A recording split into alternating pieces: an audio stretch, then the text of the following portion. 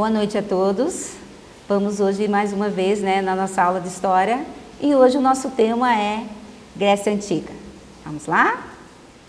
Vamos começar com a localização da Grécia Antiga. A Grécia, ela estava situada onde hoje nós chamamos do sudeste da Europa, à beira do mar Mediterrâneo, ocupando toda a península balcânica e as ilhas espalhadas pelo mar Egeu.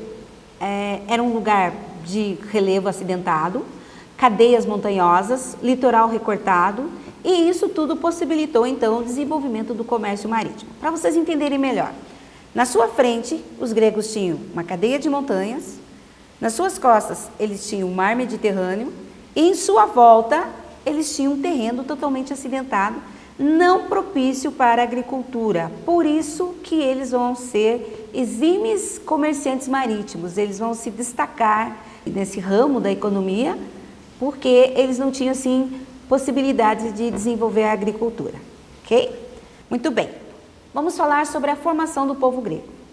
Para vocês entenderem, os gregos, eles não surgiram, um grupo de pessoas numa determinada região que vai ser denominado de grego. Não foi assim que aconteceu, tá? Eles não surgiram do nada. Na verdade, os gregos, o resultado do povo grego é a junção de 4 povos, tá? Então, a Grécia Antiga, ela foi formada com a contribuição desses 4 povos, que povos diferentes entre si, e que a junção deles é que vai fazer com que então surja o povo grego. De quem que nós estamos falando? Nós estamos falando dos aqueus, nós estamos falando dos jônios e nós estamos falando dos eólios. Esses 3 povos, eles eram assim bem pacíficos, bem tranquilos e se davam muito bem entre si ali.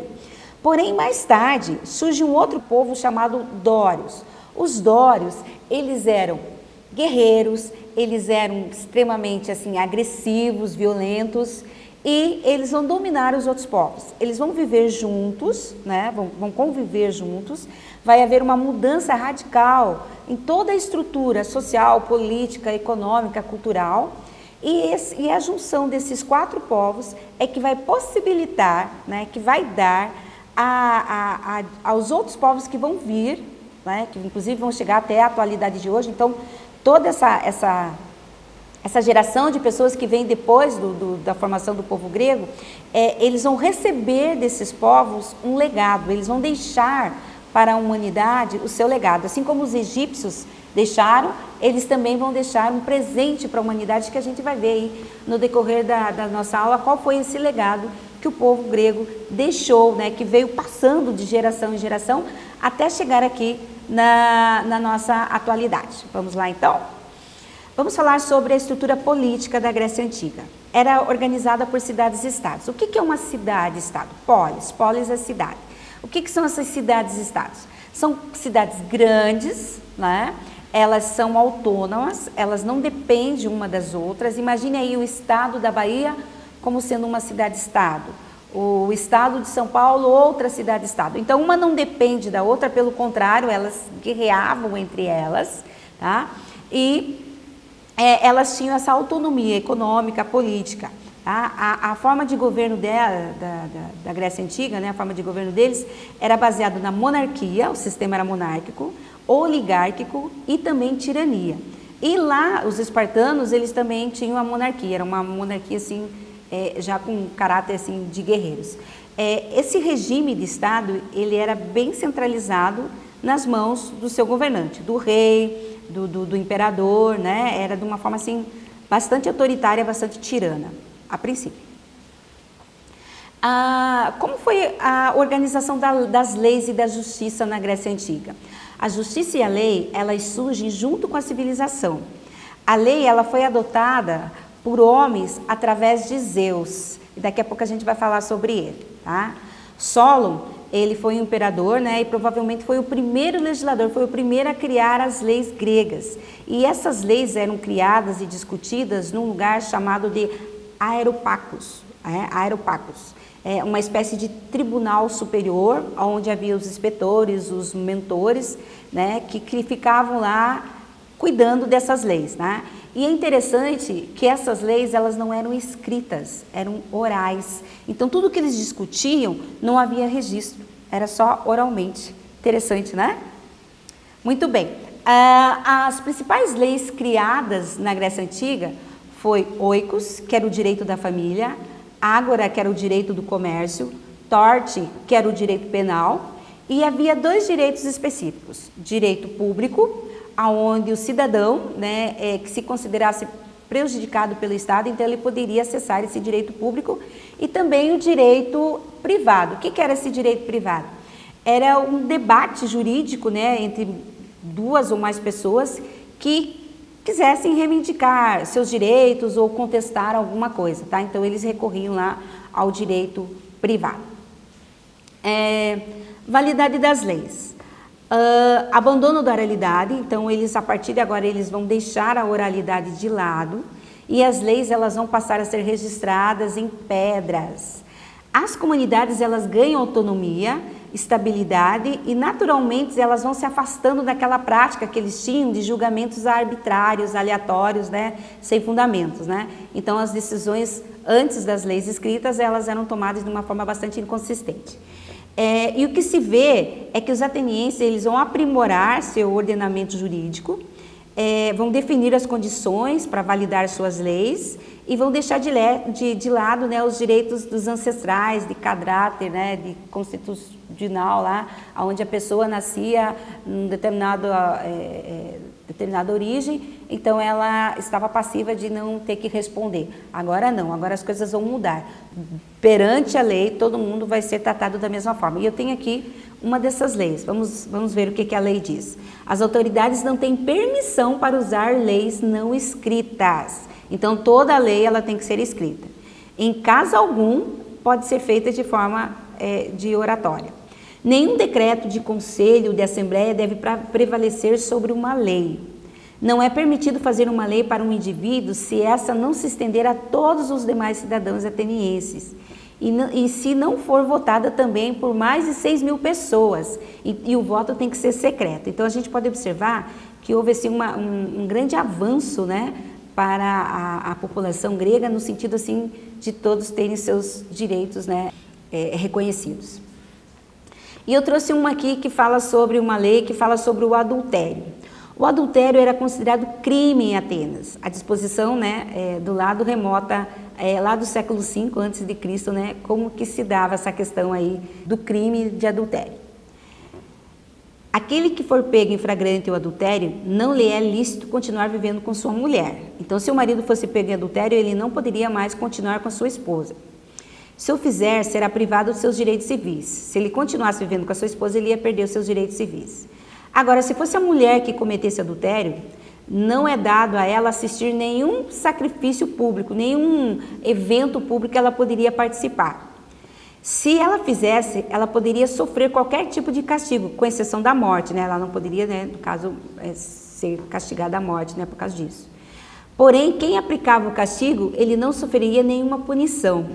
E é interessante, gente, se vocês perceberem, até semana passada eu estava vendo no noticiário, que, se eu não me engano, foi no Fantástico que eu vi, que ainda hoje, alguns juristas, eles colocam, né, eles aceitam a defesa do homem que tira a vida da mulher, quando ele se sente traído, por crime passional ou de defesa à honra. Ainda existem juristas que consideram isso, né, que justificam, né, o assassinato da mulher, né, em decorrência da moralidade, da honra do homem, né? Infelizmente, ainda a gente tem esse tipo de situação na nossa sociedade.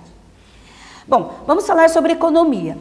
A base da economia, a princípio, é a agricultura de subsistência, ou seja, eles plantavam só para sua subsistência, e a criação de animais. Com a chegada de outros povos e pela localização, né, da Grécia, desenvolveu-se então o comércio marítimo, e que tornou uma potência marítima por comercializar com diversos povos, né, tudo em volta ali do Mediterrâneo. Como era a divisão social na Grécia? Era marcada por profunda desigualdade. Vocês podem observar na imagem que esses templos, esses palácios, não condizem com a vida da maioria da população grega que era bastante humilde, que era bastante precária. Vamos ver então como era o dia a dia dos gregos. Os cidadãos. Os homens livres e nascidos nas cidades e estados e eram proprietários de terras formavam a aristocracia rural e possuíam uma boa condição econômica e social, por isso eles eram chamados de cidadão. No Brasil, se você nasce, você já é cidadão. Lá na Grécia, para você ser cidadão, você teria que ser homem e teria que ser rico, tá? Não era qualquer homem não, você tinha que ser rico, teria que fazer parte da aristocracia, teria que possuir condições econômicas e sociais, tá? Os estrangeiros eram originados de outras cidades-estados, de colônias, de regiões, né? Eram chamados também de metecos e trabalhavam com o artesanato e o comércio, tá? Não eram considerados cidadãos. Aí nós vamos ter os escravos, que era a grande maioria da sociedade, eram principalmente prisioneiros de guerras, capturados e comercializados. E também havia os escravos por dívida. Se você devesse uma quantidade e não conseguisse pagar, você era escravizado até o tempo lá necessário para você quitar a sua dívida. As classes da sociedade grega variavam de uma cidade-estado para outra. Então, não era a mesma ordem social de uma cidade-estado para outra. Havia uma diferença. Vamos ver aqui o caso de Atenas, né? Atenas, ela tinha 3 classes. Cidadãos ou eupátrias, né, que a gente já viu, né, que eram homens livres, ricos, os metecos, que eram os estrangeiros, e os escravos, que eram por dívidas ou por guerra. E aqui nós temos também uma pirâmide, né, uma hierarquia social. Na Grécia nós vamos ter 2 reis, um possuía a função militar e outra religiosa. Aí nós vamos ter a Gerúsia, que era formado por 28 gerontes, que nada mais eram que anciões, né, homens mais velhos, acima de 60 anos. E mais os 2 reis, né, que elaboravam as leis e que eram votadas na Assembleia. Aí nós vamos ter a elite, que são os cidadãos, os homens livres, proprietários de terras, que podiam controlar a religião, a política e os assuntos militares. Aí nós temos os periecos, metecos, que eram os estrangeiros, não tinham direito político, proibidos de adquirir terra, dedicavam-se ao comércio e ao artesanato e eram obrigados a pagar impostos e prestar serviço militar, tá?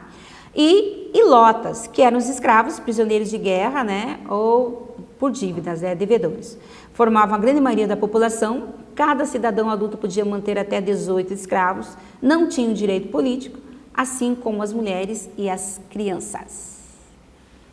Vamos falar agora da classe mais pobre da Grécia. Como viviam os pobres? Os pobres, né, o povo, levava uma vida bem simples. A maioria dos gregos fazia apenas 2 refeições por dia, né?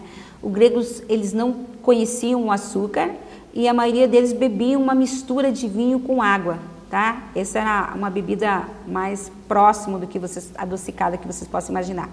E eles também desenvolveram um belo traje gracioso. Então vocês podem observar na imagem, né, que era muito elegante a roupa que eles usavam, né, nesse período aí da Grécia Antiga. Cultura, vamos falar sobre as artes plásticas, né? Os gregos eram excelentes escultores, sempre buscavam o corpo perfeito, por isso são considerados tão bons. Representavam os músculos do corpo de maneira detalhada. Então, se você olhar, né, uma dessas obras, dessas esculturas deles, você pode ver, né, os traços do rosto, a musculatura do corpo, né, os cabelos, a própria roupa deles, assim, parece que se der um vento ali, vai esvoaçar a roupa deles, de tão preciso que eles eram nessa questão aí das artes plásticas deles, não é? E eles sempre faziam, né, esculturas lindas e maravilhosas. Só por curiosidade, eles tinham 1,5 m e não era exatamente um símbolo da beleza, né, atual. Esporte, eles se destacaram porque foram eles que inventaram os Jogos Olímpicos, que acontecia de 4 em 4 anos, eram homenagens aos deuses, principalmente a Zeus, e o vencedor era considerado um herói, né? Porque na maioria das vezes eles não conseguiam chegar até o fim das provas. A filosofia. Os filósofos gregos estudavam principalmente a existência humana, seu comportamento e sentimentos, né? Então nós vamos ter entre os filósofos gregos Platão, Sócrates, Tales de Mileto, né? Que foram alguns dos importantes filósofos gregos que se destacaram na história. Mitologia grega. Os gregos criaram muitos mitos populares, que eram passados oralmente de geração em geração. Aí nós vamos ter os deuses, nós vamos ter Medusa, o Minotauro, né? Entre outros modelos, né? Símbolos da mitologia grega. E agora a gente vai falar de religião. Eu sei que vocês gostam muito dessa questão aí dos deuses gregos, né? E eu trouxe aqui umas imagens assim bem interessantes para vocês. Os antigos gregos, né, eles davam grande importância à religião, porque eles eram politeístas. Seus deuses habitavam o Olimpo e eram imortais. Suas reações eram tipicamente humanas. Por quê? Porque eles sentiam sentimentos de amor, ódio, ciúme, inveja, eles casavam, eles tinham filhos, né? E agora a gente vai ver um dos principais, né, os principais deuses gregos. Vamos começar, claro, com Zeus. Era o mais poderoso dos deuses gregos, era o soberano no Olimpo, chamado de Deus da Justiça, e quando estava furioso ele lançava raios, trovões, pois era o Deus do trovão e Deus dos deuses. Os outros deuses temiam Zeus. Era a linda esposa de Zeus, né? Era a protetora do casamento, das uniões legítimas, dividindo com Zeus a soberania sobre os outros deuses, né? Uma bela mulher, ou melhor, uma bela deusa, né? Hades foi um dos deuses mais importantes do reino Olimpo da mitologia grega. Filho de Cronos e Réia, ele era o deus dos mortos, dono do mundo inferior, onde só habitavam as almas de pessoas ruins. Se você analisar essa crença aí deles, ela tem muito a ver com a nossa do cristianismo, né? Onde a gente coloca Deus, né? E o outro lá, que eu nem vou falar o nome porque é muito pesado, né? Mas Hades, ele lembra muito essa figura. Poseidon, deus dos mares, dos terremotos, das tempestades e dos cavalos. Ele é protetor das águas, ele auxilia os marinheiros, né, quando eles estão perdidos no alto mar, e é um dos 3 governantes do mundo, juntamente com Zeus e Hades. E aqui eu trouxe para vocês alguns deuses, né, que fazem parte da mitologia grega. Então nós vamos ter Ares, deus da guerra, filho de Zeus e de Hera, Artemis, deusa da caça, Afrodite, deusa do amor e da beleza, Atena, deusa da sabedoria, Deméter, deusa da fertilidade e das colheitas, Apolo, deus da música, Hefesto, deus do fogo e da metalurgia, Hermes, deus mensageiro, Hestia, deusa dos lares, Hebe, deusa da juventude, e Dionísio, deus do vinho e da diversão. Então, se vocês observaram, as características desses deuses, elas são muito humanas, né? São muito próximas, né, das nossas características. Muito bem, gente, a nossa aula de hoje era sobre a Grécia, né, sobre a política, a economia, sobre a religião. Espero que vocês tenham gostado e eu encontro vocês aqui na próxima semana. Até lá!